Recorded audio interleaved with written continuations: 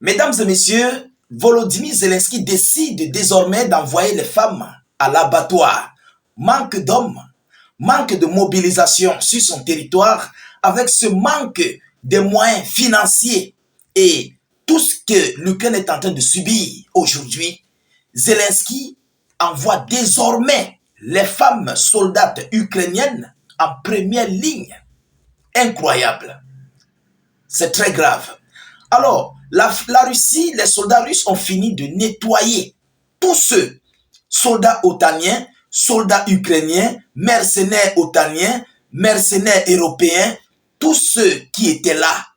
Volodymyr Zelensky est dans une difficulté incroyable, énormissime. Oui, on nous parle environ de 5000 femmes, 5000 femmes soldates ukrainiennes qui ont été mobilisées en première ligne, ligne de contact, en première ligne. Donc, essayez d'imaginer la gravité de la chose à laquelle l'armée ukrainienne se trouve en pleine difficulté à l'heure actuelle. Essayez vous-même d'imaginer la gravité de la chose, mesdames, mesdemoiselles et messieurs. Une femme soldate en première ligne du front. C'est vrai, c'est un soldat, mais pas quand même en première ligne. On parle des Russes. On parle de l'une des armées les plus féroces au monde. On parle de l'une des armées les plus destructrices au monde. Ah oui, mesdames et messieurs. Alors, mais comment se fait-il que l'Ukraine publie ce genre d'annonce? Alors, ça s'est passé grâce à l'occasion de la fête de la femme, qui est le 8 mars. L'armée ukrainienne a profité pour faire une publicité, une promotion pour encourager. Est-ce que vous comprenez? Pour dire que bon, voilà, il y a désormais les femmes au front, en première ligne. On ne parle pas de médecins, on ne parle pas de cuisinières, on ne parle pas de secouristes, on ne parle pas de, je ne sais pas, on parle des femmes en première ligne de contact. Qu'est-ce qu'elles vont bien apporter? Est-ce que ces femmes vont remplacer des chars ou bien des blindés? Ou encore, elles vont servir de bouclier pour l'Ukraine? Je ne comprends pas vraiment. Je ne comprends pas parce que à ce niveau-ci, à ce stade-ci, il faut que Zelensky comprenne qu'il n'y a plus rien et que c'est une table de négociation qu'il faut. Parce qu'ils ont tout envoyé. Des avions F-16, des Bradley, des Abrahams. Tout a été détruit. Qu'est-ce qu'une femme pourra bien faire sur le front? Ou encore pire, en première ligne de contact? Mesdames et messieurs, si ce n'est pas d'envoyer une femme à l'abattoir pour servir de cobaye, qu'est-ce qu'il va encore faire? Alors, voyons voir ce que l'Ukraine nous dit par rapport à cela. Vous comprenez? Plus de 5000 femmes en première ligne de contact, selon le ministère de la Défense ukrainienne. Incroyable. S'il vous plaît, partagez massivement cette vidéoconférence. Mettez-la partout à travers le monde. Mettez beaucoup de j'aime et suffisamment de cœur. Je vous en prie. Mettez beaucoup de j'aime. Abonnez-vous pour ceux-là qui ne sont pas encore abonnés à nos multiples canaux de réalisation YouTube et Facebook. Mettez aussi vos propres avis en commentaire. Nous aimerions bien vous lire. Vous comprenez?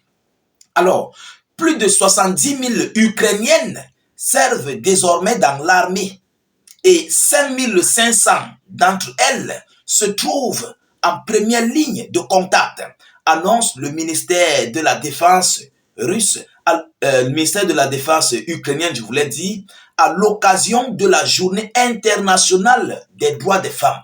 Alors, l'Ukraine n'a pas su comment faire pour publier ce genre d'annonce. Vous comprenez? C'est une stratégie. C'est une stratégie de, en fait, de montrer qu'il y a déjà les femmes au front. C'est une stratégie. Parce que, pourquoi ils n'ont pas publié ça depuis? Pourquoi ils ne l'ont pas fait depuis?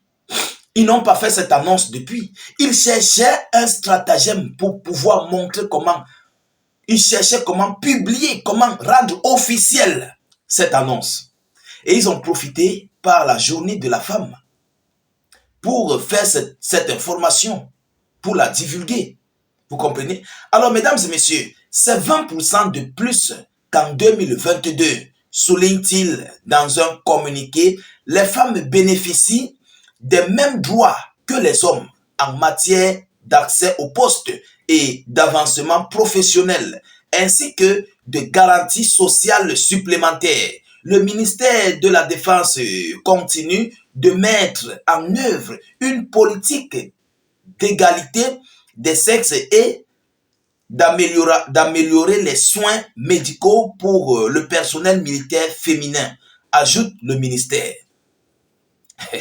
Ajoute le ministère. Vous savez ça? Ça, c'est ce qu'on appelle la balle d'attirance. Oui.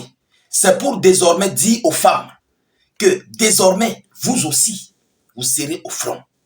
Donc, après les mobilisations forcées des hommes, ça serait désormais les mobilisations forcées des femmes. Tout le monde doit aller au front. Alors, face à cette situation, je crois que c'est un acte suicidaire que Zelensky est déjà en train d'organiser au sein de son territoire, au sein de l'Ukraine. Vous comprenez? Parce qu'il n'y a plus d'hommes, il n'y a plus de soldats hommes. Ils sont envoyés au repos éternel, ils sont capturés, ils se rendent en grande pompe, en grande masse. Et on va faire comment? Qui est-ce qui va protéger l'Ukraine? Les mercenaires otaniens et européens même ne veulent plus venir au front. Ils fuient désormais les lignes du front. Ils ne veulent plus même l'argent ukrainien. Qu'est-ce qui va se passer? Mesdames, mesdemoiselles et messieurs, il faut évidemment forcer les femmes. Manque d'hommes, manque de soldats. Il faut forcer les femmes à aller au front. Oui, mesdames et messieurs. C'est pour dire aux autres femmes que bientôt vous aussi, vous irez là-bas. Parce que il y a des femmes là-bas comme vous. Elles combattent. Donc vous aussi, vous irez. C'est une stratégie de communication.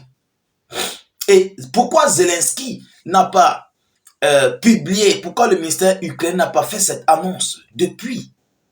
Pourquoi ils attendent le jour du 8 mars pour faire cette annonce? Pourquoi? Alors évidemment, c'est pour montrer aux yeux du monde officiellement que voilà, il y a déjà les femmes au front. Et on nous parle de combien? On nous parle de 70 000 femmes, 70 000 Ukrainiennes qui sont au sein des forces armées ukrainiennes, qui sont au champ de bataille, mais 5 500 sont en première ligne de contact. Est-ce que vous comprenez? 5 500 sont en première ligne de contact face aux Russes. Qu'est-ce qu'elles vont faire? Alors, c'est tout cela qui montre et qui prouve que les forces armées ukrainiennes sont en grande difficulté totale et absolue. Ils sont en difficulté. Oui, mesdames et messieurs, ils sont en difficulté. Ils n'ont plus d'hommes. Il y a un manque d'effectifs. Il y a un manque de matériel. Il y a un manque de tout. Et c'est comme ça qu'il y a des multiples repos éternels. Il faut qu'on se dise des vérités. Il y a un manque de repos éternel. Il y a des multiples repos éternels. Et c'est même d'ailleurs pourquoi vous voyez, les Otaniens, les Européens veulent se battre à envoyer, soi-disant pour eux, les soldats de paix. Parce que ce qui va arriver, vous comprenez, ça serait très grave. Ça serait très grave. C'est pourquoi ils veulent envoyer, coûte que coûte, le plus vite que possible, les soldats de paix européens en Ukraine. Pour venir arrêter ce conflit, pour venir mettre la main, épauler les forces armées ukrainiennes. Parce que dès que la Russie va ouvrir la première ligne de contact, lorsque l'Ukraine n'aura plus d'hommes, complètement d'hommes, imaginez-vous, les Russes vont marcher sur l'Ukraine. Et c'est ce que les Européens sont en train de craindre à l'heure actuelle. Parce que le moment arrive, ça arrive déjà, ce moment vient, vous comprenez? Mais ce n'est pas encore là. Ils sont en train de se préparer pour contrer ce moment-là. Alors, c'est cette information que j'avais à vous relayer dans cette vidéoconférence.